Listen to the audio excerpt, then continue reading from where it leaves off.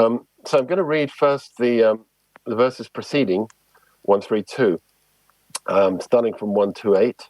I'll just read the English. Sarvabhauma Bhattacharya replied, I accept that you do not understand, yet even one who does not understand inquires about the subject matter. You are hearing again and again, yet you keep silent. I cannot understand what is actually within your mind. Sri Chaitanya Mahaprabhu then revealed his mind, saying, I can understand the meaning of each sutra very clearly, but your explanations have simply agitated my mind. There's a short purport, I'll just quickly read that. The factual meaning of the aphorisms of the Vedanta Sutra is as clear as sunshine. The Mayavadi philosophers simply try to cover the sunshine with the clouds of interpretations imagined by Shankaracharya and his followers. 131. The meaning of the aphorisms in the Vedanta Sutra contain clear purports in themselves, but other purports you presented simply covered the meaning of the sutras like a cloud. Prabhupada says here, please refer to Adi Lila, chapter 7, verses 106 to 146 for an explanation of this verse, which I shall not do at this point. You do not explain, this is 132, so let's get your screen on because you've got that there, haven't you? You do not explain the direct meaning. I'll do the, shall I do the Bengali? I can't actually see it. Something's come up on the screen. Let me just go to my screen where I've got it. Translation. You do not explain the direct meaning of the Brahma Sutras. Indeed, it appears that your business is to cover their real meaning. Purport by Srila Prabhupada. This is typical of all Mayavadis or atheists who interpret the meaning of Vedic literature in their own imaginative way. The real purpose of such foolish people is to impose the impersonalist conclusion on all Vedic literature. The Mayavadi atheists also interpret the Bhagavad Gita. In every verse of Srimad Bhagavad Gita, it is clearly stated that Krishna is the Supreme Personality of Godhead. In every verse, Vyasadeva says, Sri Bhagavanu Vacha, the Supreme Personality of Godhead said, or the Blessed Lord said. It is clearly stated that the Blessed Lord is the Supreme Person, but Mayavadi atheists still try to prove that the absolute truth is impersonal. In order to present their false imaginary meanings, they must adopt so much word jugglery and grammatical interpretation that they finally become ludicrous. Therefore, Sri Chaitanya Mahaprabhu remarked that no one should hear the Mayavadi commentaries or purports to any Vedic literature. Hare Krishna. So I'm going to share my own screen now, given that this can be done. I just want to make sure that I need to do this in a certain way.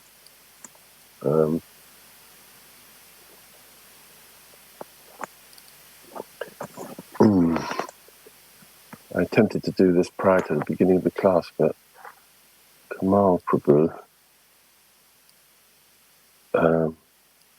Wait a minute. There should be a.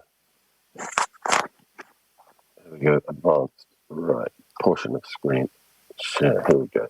Yeah. So it looks like I've got it. That should be okay. Is that okay? That's perfect like this. Yeah. Thank you. Okay, Prabhu. Can you take away the side box? Actually, it's fine. I'll probably be okay. So I'm going to speak starting with 1 to 8 because I contemplated what might be the best kind of thing. I was thinking maybe to do a bit of Mayavadi bashing here because that's always good fun.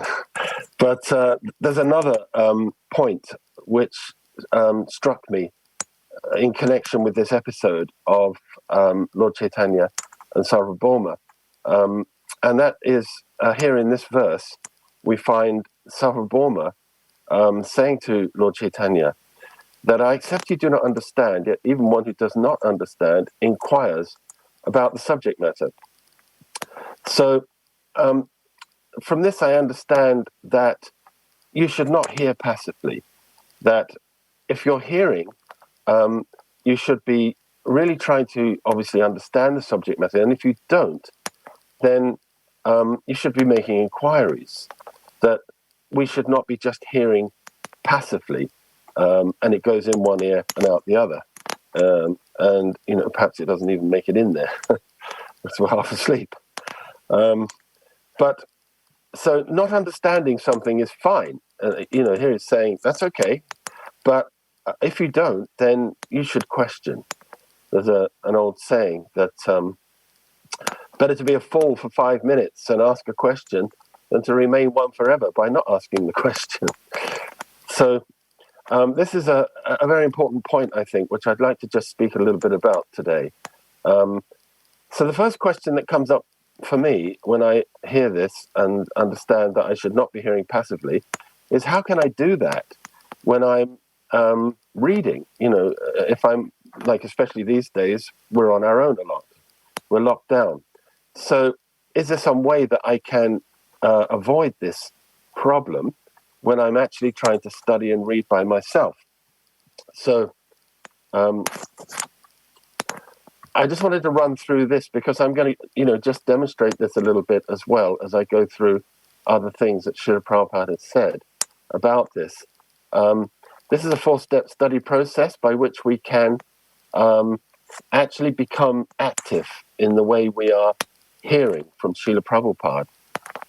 So the first thing we should try to do when we see something, a point, as we go through Prabhupada's books, which I hope you're all doing regularly, and we encounter points, so that it may be one sentence, 2 sentences, or a whole paragraph. But we see that Srila Prabhupada is making a point. So paraphrase that, capture his meaning, put it in your own words. Srila Prabhupada actually said this, that we should paraphrase his purports in our own words, so that we're not just repeating them word for word, but if in order to be able to present things in your own words, you have to first assimilate and understand it. So do that, and then make sure you're capturing the right meaning with an open mind.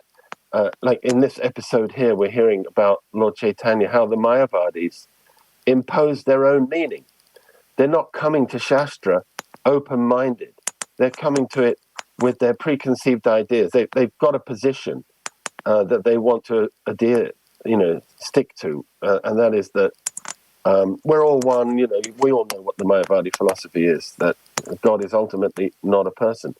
So with that fixed understanding, they approach Shastra, and thus they can't, really get the right meaning, the right understanding. They just have to twist it and interpret it. And Srila Prabhupada really makes the point that we must understand. If you look, for example, in the very beginning of the Bhagavad Gita, in the very first purport, Srila Prabhupada explains how we should be trying to understand the Gita.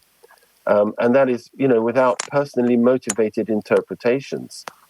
So there's a whole process that, if you look on the bottom of this screen, there's a website where I have put up many points about this, how we can do this in more detail. But I'm just briefly going through this now. So first, understand Srila Prabhupada's meaning. Put aside any responses we may have, because when we hear something, the first thing we may think is, oh, that's a good point, or that's, oh, that doesn't make any sense, or whatever, But these are our responses, which are assuming that we've understood what he's saying in the first place. So first, make sure we really are understanding. So do that. Now, the next point, the next step, do I have any doubts or confusion? So having understood Srila Prabhupada's point, does it bring up for me any doubts? Oh, that contradicts something else that I read somewhere in a different place. It confuses me in this way or that way. So that may be something that we need to, address. And it's very important that we do that, because doubts are something which will remain and, fester in the heart. So this is a very good process to bring those out, so that at some point in the future, when we come across very trying and testing and difficult situations, those doubts won't explode and shatter our faith completely. So the process we should be going through as we study Prabhupada's books is confronting our doubts as soon as possible, our confusions, and tackling those and addressing those. This is best done actually with other devotees, in the association of other devotees, because we reveal our doubts to other devotees. We speak together and discuss it, and then we help each other to really to tackle those doubts. Another devotee may have already done that and overcome them, and so we can help each other in that kind of way. But even on our own, we can do that. We can write down those doubts and confusions and then research in Prabhupada's books to try to address them. The third step, do I have any insights? So when we're reading Srila Prabhupada's books, they give us realizations and insights. So write those down as well as you're going through the books. And the final step is, and always support everything with Shastra. Don't come up with something which is, this makes me think of, so many things, and we go off on flights of our own imaginative fancy. Always ensure that everything we're saying is supported by Shastra, and we can back that up. So the final point is, so what? What should I do? So in other words, Srila Prabhupada is not, he's telling us things for a purpose. So we should be asking that question: why does Prabhupada want me to know this? What does he want me to do? Why is he telling me this? What should I maybe just think? He's trying to maybe rectify my thought process, or he may be asking me to take some positive action, tangible action. So, we ask that question, am I doing this already? He's asking me to do something. If I'm not, what is the gap between what he wants me to do and what I'm doing? And how can I close that gap? So this is a very brief explanation of a simple process by which I've found that you can go very deeply into Prabhupada's books and mine out some wonderful understandings, wonderful truths that are there.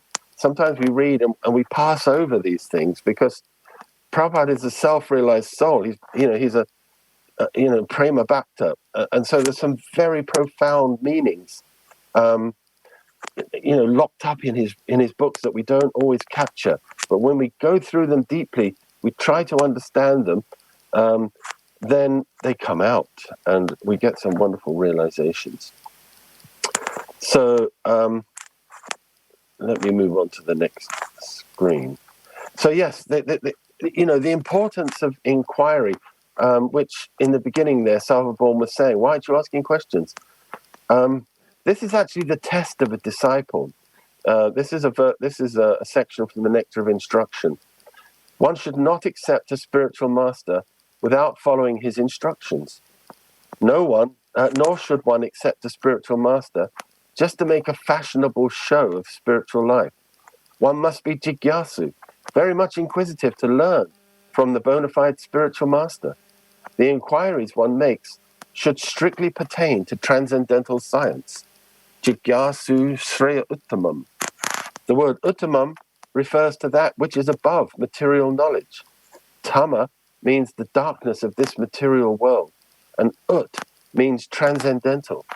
Generally, people are very interested in inquiring about mundane subject matters. But when one has lost such interest and is simply interested in transcendental subject matters, he is quite fit for being initiated. So there's some really good points here. One should not accept a spiritual master without following his instructions. So obviously, Prabhupada actually writes that if one takes diksha but doesn't follow the shiksha, the instructions, he's still considered fallen. So this is an important point. And just to make a fashionable show of spiritual life, so yeah, we shouldn't be initiated. I understand that means that we can now say I am the disciple of this one, and make a very big deal out of it, but not actually be very serious in terms of following. So one must be jigyasu, very much inquisitive to learn from the bona fide spiritual master. So jigyasu means inquisitive, and this is the qualification of the disciple. There should be mutual testing between guru and disciple. So there are many qualifications one looks for in the guru. I'm not going to get into that. But the guru looks for one qualification in the disciple. This. Is he jigyasu? Is he inquisitive? And the inquiries one makes should strictly pertain to transcendental science. So jigyasu shreya uttamam. So this is, he has to see, is this person, sometimes people ask spiritual masters questions about how they can improve their material life. That's not jigyasu. That's, that's not the business of the spiritual master. The inquiry should strictly pertain to the transcendental science. So here, Prabhupada makes that point, that generally people are very interested in inquiring about mundane subject matters. But when one has lost such interest and is simply interested in transcendental subject matters, he is fit for being initiated. So this is the real qualification and the test of a disciple, that he wants to know what is in my ultimate best interests, not, what is some temporary solution to a problem that probably someone else could solve. Spiritual master gives us the permanent solution to our problems. And Prabhupada says, is simply interested. So that, I understand, means he has no other interests.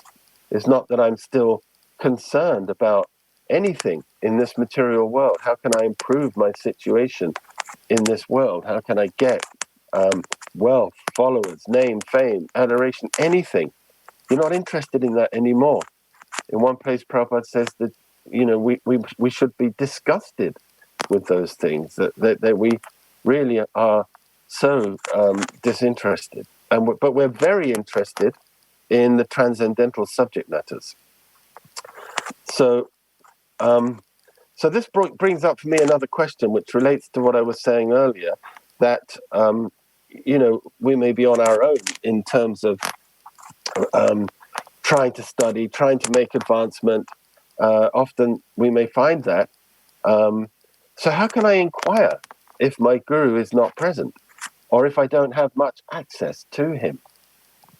It raises that question, that doubt for me, that your spiritual master may have, wound up his earthly pastimes and become no longer present, as of course with Srila Prabhupada and some others these days. Or you just may not be able to have much time to really communicate with him. So what can we do about that? So now here's a nice quotation from the 4th canto. When the Brahmin asked the woman who the man lying on the floor was, she answered that he was her spiritual master, and that she was perplexed about what to do in his absence. At such a time, the Supersoul immediately appears, provided the devotee is purified in heart by following the directions of the spiritual master. A sincere devotee who follows the instructions of the spiritual master certainly gets direct instructions from the heart, from his heart through the Supersoul. Thus, a sincere devotee is always helped, directly or indirectly, by the spiritual master and the Supersoul. This is confirmed in Chaitanya Charitamrita, Guru Krishna Prasad Pai Bhakti Lata Bij. So there's some wonderful instructions in this section. This is, of course, the end of the Paranjan pastimes. Paranjan becomes a woman in his next life, and this is the woman, and then she marries the husband who represents the Acharya, actually, and the Guru, but he dies. So then she's left on her own. So the Brahmin has come to speak to her, I think it's Yamaraj, and then he asks her. She was perplexed to do so. At that time, the Supersoul immediately appears. Okay, so provided the devotee is purified in heart. So this raises for me the question, well, what does that mean? Does the super soul, come and stand in front of me? Or, do I have a vision of him suddenly in my heart? So that's one question. And then, provided the devotee is purified in heart by following the directions of the spiritual master. Okay, so what directions should I be following in order to get that purification so that the super soul will appear before me? So this sentence raises questions like that. These are, if I was going through, I'd be asking myself. And the sincere devotee who follows the instruction of the spiritual master certainly gets direct instructions from the heart, from the super soul. So here's the answer to one question. It's not necessarily that I'm going to see the super soul in all his splendor with his four arms and, but I'm going to get direct instructions in the heart from the super soul. So that would raise another question. Well, how do I know that they're instructions from the super soul? I so many things all the time. My mind is continuously telling me things. Do this, do that. Don't do that. So, how can I distinguish what are these direct instructions? Okay, I have to be sincere. And I have to follow the instructions of the spiritual master. I'm learning that from this sentence. And then I'll get the instructions. So what does sincere mean? Sincere means jigyasu shreya uttama, as we were just saying, that I actually want to solve the problems of my life. I don't want any more to, languish in this material world, wasting my time with useless things that are simply going to lead me to misery. Anything that I try to enjoy in this world is always going to end in suffering. So I don't want that. That's sincerity. I'm jigyasu shreya uttama. Following the instructions. So what are they? Of course, there are many, but I'm going to speak a little bit about that in a second. Thus, a sincere devotee is always helped directly and or indirectly by the spiritual master. So the spiritual master is the external manifestation, of course, of the super soul. So we are instructed by the spiritual master externally and the super soul internally. And when the spiritual master departs, we're left with the super soul. And of course, sadhus. We can also take shiksha from sadhus, guru, sadhu, shastra. So this also is an answer to the question, how do I know if I'm being directed by the super soul and not by my crazy mind? Because I can get confirmation from sadhus and from shastra. Always we should be consulting shastra. So following the directions of the spiritual. So what are the directions I must follow to connect with the super soul? So I'm going to look at this verse now from the Bhagavad Gita. In the 10th chapter, Krishna tells us, Tesham satata yuktanam bhajatang pratipurvakam tadami buddhi yogam tam yena mamupayanti te. So to those who are constantly devoted to serving me with love, I give the understanding by which they can come to me. So this is Buddha Yoga. Buddha Yoga, Prabhupada says, is the transcendental quality of the work we perform. Because, we can be doing so many things, and we may be even thinking, I'm following the instructions of the Guru, I'm working very hard, going out, doing this, doing that. But is it Buddha Yoga? Or is it karma? I mean, if we are motivated by some desire, like, for instance, I'm a writer, and I write books and articles and things. So if I'm thinking, people will think, what a great author I am, how learned and how many, his, what a great literary person. Then my endeavors are useless. They're just mundane and material, and they're going to lead me to material entanglement and suffering. So Buddha Yoga, how do we get that transcendental quality to our work, and get this understanding, get this connection with the super soul? In the first chapter of the Bhagavatam, actually in the second chapter, there's some very nice verses. Shrinvata Swakata Krishna Punya Sravana Kirtana Hridyantaksto Hibhadrani. So we're told there that we should be, by the process of Krishna Katha, of hearing and chanting about Krishna, the heart, the impurities in the heart are removed. So we want to remove those impurities because they are covering the Supersoul, our ability to hear from Krishna. So this is confirmed in the next verse that that here he's talking about giving us the understanding from within the heart as the Supersoul, because he says in the next verse, to show them special mercy, I, dwelling in their hearts, destroy with the shining lamp of knowledge the darkness born of ignorance. So this follows from the previous verse that, I give the understanding by which they can come to me, the Buddha Yoga. So he's doing that as the Supersoul from within the heart, destroying the darkness born of ignorance. So what is it we have to do primarily? I've gone back a couple of verses. This is 10.9, which comes before 10.10, of course. But the significance of that is this, that he's saying, Matchita Makata Prana, Bodhayanta Parasparam, Katayantastamam Nityam Tushantichara Manticha. So the thoughts of my pure devotees dwell in me. Their lives are fully devoted to my service, and they derive great satisfaction and bliss from always enlightening one another and conversing about me. So the significance of this to me, I understand that, Krishna is telling us this, and then he's telling us in the next verse that to those who are constantly devoted, I give the understanding. And he's just told us what that devotion looks like in verse 9, that we are bodhayanta parasparam, that we're always enlightening one another, conversing together about Krishna, that we're discussing and coming together and, Krishna Katha, enlightening one another, which is what I was saying earlier, that, there is this process by which we can do that. Sadly, so many times when we discuss philosophy, we debate.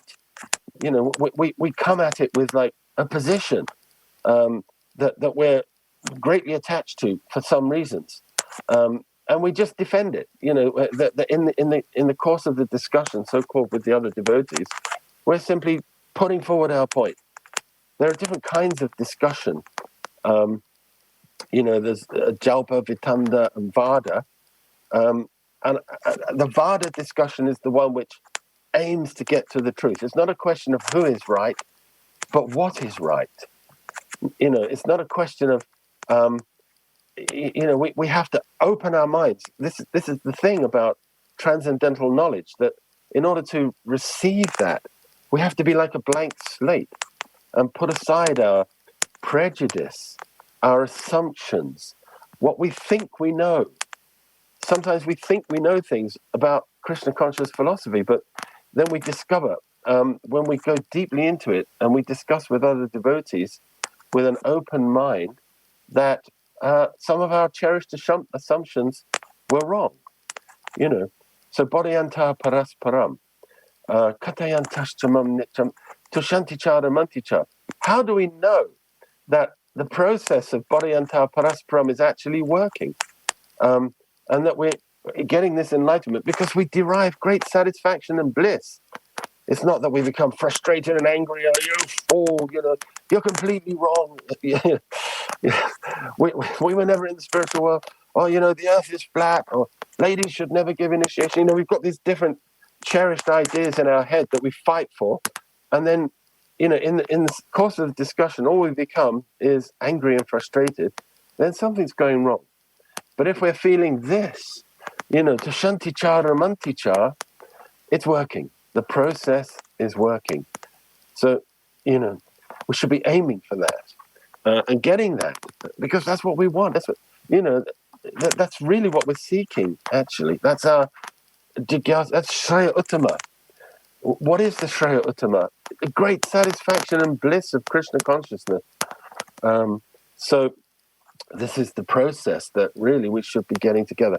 And these are the instructions I understand, the primary instructions that we have to follow. What earlier I was saying that, one who follows the directions of the spiritual master connects with the super soul and gets that, that guidance from within his heart.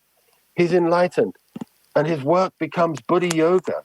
His work becomes transcendental, comes off the mundane platform. And he's feeling always happy, always enlivened, always blissful. And if we're not feeling that, then we have to think, okay, let me review this situation here. What am I doing wrong? If I'm feeling frustrated, if I'm feeling tortured, pressured, anxious, that shouldn't be the case. As devotees, we should be feeling this bliss, satisfaction, peace, joy, So these are the key instructions. There are many things, of course, we can do in Krishna consciousness. There are 9 limbs to bhakti, as we know. And Shravanam Kirtanam is the first. But Shravanam Kirtanam is the basis. Out of that comes everything else. We hear, the first thing we do is hear, and that inspires us and we chant. So that should be a constant underlying feature of our devotional service. It's not that, well, I move on from one, I did that, and now, I'm on to the next level. No, we're constantly hearing and chanting. This is the process that, to those who are constantly devoted to serving me with love. All right, so let's move on. So my question, how we can inquire in the Guru's absence is answered here. If there is no chance to serve the spiritual master directly, a devotee should serve him by remembering his instructions. There is no difference between the spiritual master's instructions and the spiritual master himself. In his absence, therefore, his words of direction should be the pride of the disciple. So in the absence of the spiritual master, his Vani is there, and we must take shelter of his Vani constantly. We have this opportunity. It's incredible that Prabhupada has given us these wonderful books full of so much instructions, sublime, wonderful instructions that we can access, that is there present. And we're associating with sadhu, with guru and shastra at the same time, because he's provided us with these purports. So if we have inquiries, this is how we can answer them. If we know the process, as I say, we're not using the books to bash someone over the head with them, or to just fight and argue, debate. Prabhupada says Krishna consciousness is not a debate club. That's not what we're trying to do. So we can answer our questions. Once Srila Prabhupada said, everything is in my books. All your questions are answered. But we have to know the process, how we can extract those answers from the books. We have to become expert miners, that we can mine out those instructions. And then how to apply them.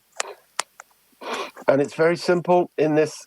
If we come together, devotees come together, Varayanta Parasparam, and we discuss these things nicely and hear and chant. Here Srila Prabhupada makes this point. Everything is explained in the Bhagavad Gita. So never mind anything else, just the Gita. It's all there. And therefore, to learn how to become free from the miserable condition of material existence, Bhagavad Gita is the preliminary study.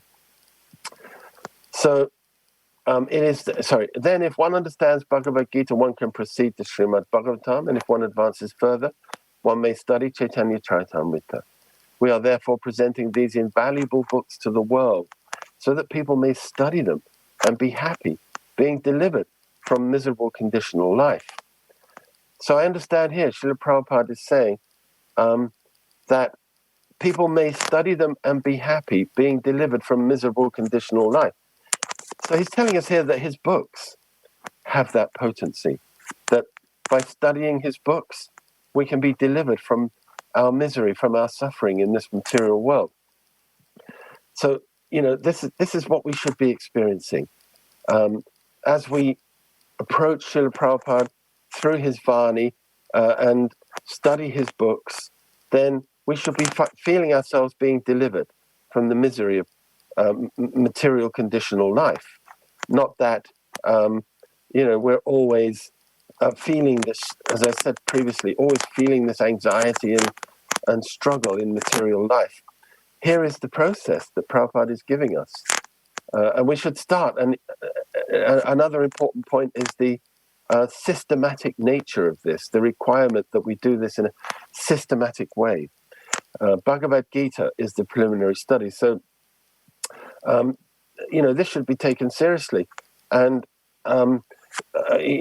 we must, first of all, like Bhagavad Gita takes us to the point of Mad Bhaktim Labate Param, to Brahmabhuta, Prashanatma Nasachati Nakangshati. So when are we ready to move on from the Bhagavad Gita? When we are Nasachati Nakangshati, when we're no longer lamenting and we're not hankering. And Samaksaraveshu Bhuteshu, we're seeing all living entities equally, that we are able to, we don't have those prejudices, we don't have those hates and dislikes for anyone. We see them the same, that they're all parts of Krishna, like us. And we're free of the bodily conception of life, Brahmabhuta, that we no longer identify with our material body. We no longer think, I am this body, I am a man, I'm a woman, I'm old, young, black, white, whatever. All of these things now, we don't identify with those. This is where the Gita takes us, to that point. And free of hankering. We're not wanting anything. We're completely peaceful. And we're not lamenting for anything. It doesn't matter what happens to us in our material life. We're not lamenting. So what does that mean? We're not lamenting. We're not, we remain fixed in doing our duty. We remain fixed in serving Srila Prabhupada, serving our spiritual master, engaging in the process of Krishna consciousness. Lamentation means, like Arjuna at the beginning of the Gita, he was lamenting. So what was the symptom of that lamentation? He didn't want to do his duty. He dropped his bow, he sat down, he said, I can't go on, I can't do this. So that's what lamentation does to us. So we're free of that. So, when we're at that point, Mad Bhaktim Labate Param, then begins real bhakti. So if we haven't reached that point, and I can say for a fact that I haven't reached that point, then we must still be associating with the Bhagavad Gita regularly. And Prabhupada actually structured it in for us like that. In the day, in the morning, Srimad Bhagavatam. In the evening, Bhagavad Gita. This is the ISKCON sandwich. Quite often that becomes the open sandwich, and the evening program is missed. But they both should be there, and they can be there. It's not that difficult. Of course, in the temple you have ample opportunity. That it's going on as a part of the program. Don't neglect it. Don't neglect that. Don't think, Gita is like, I'm past that. I've been around for 5 years now, and I don't need this basic stuff any longer. We do need it. And if you're not in the temple and you're at home, and I presume a few people at home are listening to this, then you should structure it into your day. Every morning, as I said previously, and every evening, I put aside time to discuss with my wife, and perhaps sometimes other people if they're around, my children, not very often, but not as often as I'd like. But certainly with my wife, and especially now because we're locked down, it's just me and her. So, but yeah, we discuss with those based on those principles, which you'll find on that website, improvingsangha.com. I recommend have a quick look at that. There's so many quotations from Srila Prabhupada explaining how we can, unlock, how we can mine his books and bring out those wonderful instructions and get the benefit. Like the Srimad Bhagavatam. Okay, Bhagavatam in the Gita, we can do that side by side because Prabhupada set that up. But the Bhagavatam also, we should go through that step by step. Canto 1, Canto 2. In the second canto of the Srimad Bhagavatam, Prabhupada writes in one verse that by the time you reach the end of the second canto, you should be free of sex life. and if you're not, then you shouldn't proceed further. It actually says that. I haven't quoted that purport, but you can find it. I think it's 2:10, 12. I forget exactly where it is, but he does say that. So I don't think he meant that you can't read the rest of the Bhagavatam, but the way I understand that is that you should still be studying the second canto and the first canto if you're not free of that inclination, of that desire. So this is the systematic nature of study. And by the ninth canto, the end of the ninth canto, he says you should be a God-realized soul. So, just reading it by ourselves, and I think probably a lot of us have already done that. We may have read all the books. Are we a self-realized soul? Okay, let's go back a step. Are we free of sex life? Well, okay. Let's go back another step to the Bhagavad Gita. Am I free of society and consciousness? Am I samak sarveshu bhuteshu? So, yeah, I don't think I can tick any of those boxes. So I need to be associating with the Gita and the Bhagavatam regularly, every single day. And not just hearing them. This is the last, I'll just end after this. To hear and explain them is more important than reading them. One can assimilate the knowledge of the revealed scriptures only by hearing and explaining. Hearing is called Shravan, and explaining is called Kirtan. These two processes of Shravan and Kirtan are of primary importance to progressive spiritual life. Only one who has properly grasped the transcendental knowledge from the right source by submissive hearing can properly explain the subject. So, so much here. Submissive hearing, again, open-minded, putting aside my prejudices, my assumptions, bracket those, and just try to hear and let it come in and understand it, and, in your own words. So in your own words, I understand this, to explain them. So when we come together with other devotees, we hear, and then we repeat in our own words, and then the other devotee can reflect that back to us to help us, deepen our own understanding. That will enable us to go further into it. That way we can assimilate the knowledge. So not just passive hearing, as I began by saying, not just sit there hearing, saying nothing, understanding nothing, but, repeat what you've heard, and then you will assimilate. And this is of primary importance to progressive spiritual life. So 825, these are the few points that I tried to make today. Passive hearing is not sufficient. We must make inquiries, jiggasu, shreya uttama. We must be interested only in spiritual advancement. That equals to sincerity. And we can inquire through the process of hearing and discussing from Srila Prabhupada, no less. All the answers are there in his books. And we do that process, that's hearing and chanting, that's Sankirtan. Sankirtan doesn't just mean going out to sell books, it does mean that, but it actually means the congregational glorification of Krishna. So we can do that with just two of us, sit down and discuss the books and repeat them in our own words. And we're preaching to each other. We're enlightening one another. The whole process is there. 2, 3, 4 of you.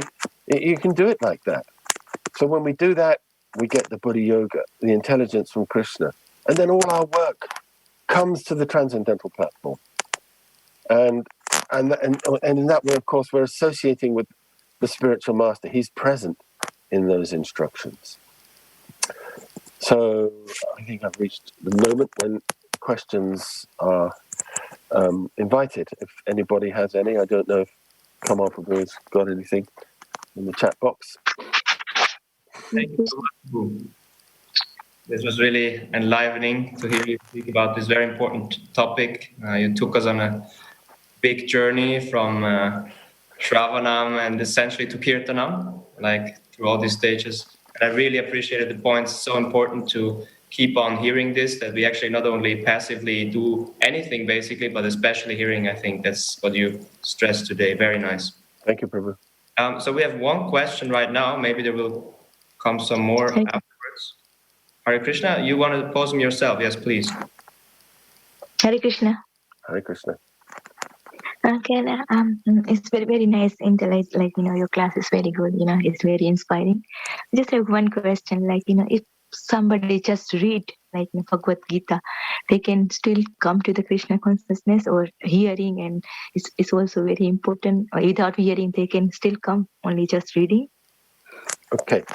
So I understand you're saying, can we become Krishna conscious simply by reading the Bhagavad Gita? Yeah. Or do we need to hear? You're saying, do we need to hear from a person particularly? I understand that's what you mean. Or can we just read the Gita? Yeah. Did I understand you? Yes, that's right. Yeah. Thank you very much. Well,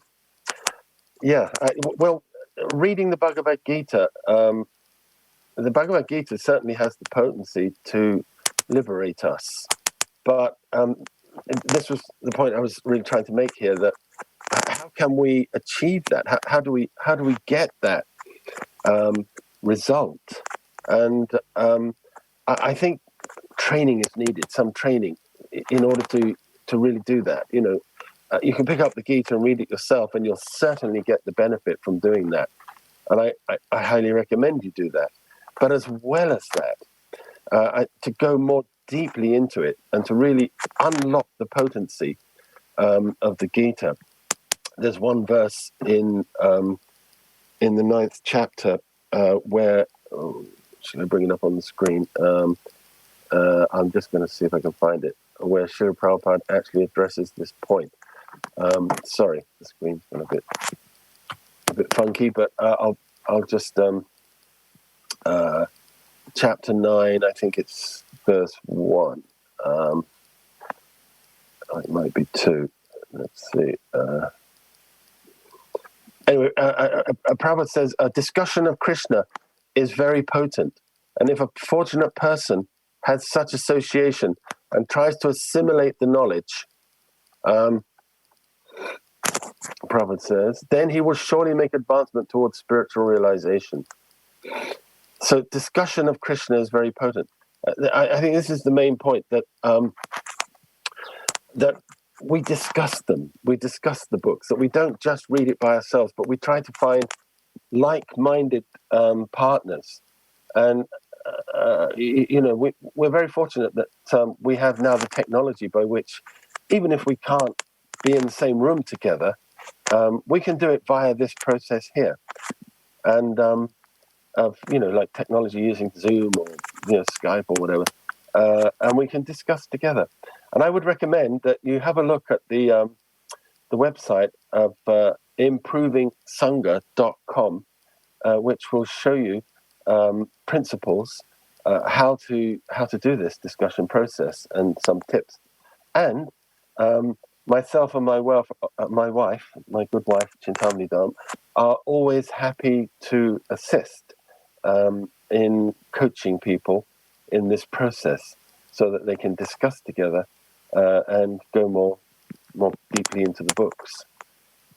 So my answer to you is yes, you can make advancement with just the Gita, but really you need the help of other devotees to really get the full benefit. Thank you, Prabhuji. I hope that helps. Hare Krishna. So, Prabhuji, how can we get your contact? Yes, you can find me on my website, krishnadharma.com, or improvingsangha.com. There's also a contact button there. You can reach us through that. Okay, thank you. Hare Krishna Prabhu, there's one more question on the chat. Okay. From Mataji. She asks, is there anything as being too inquisitive, and can that be a problem in spiritual growth? Or should we just keep cultivating our genuinely inquisitive nature despite a certain ideal of being chaste and reserved? Okay.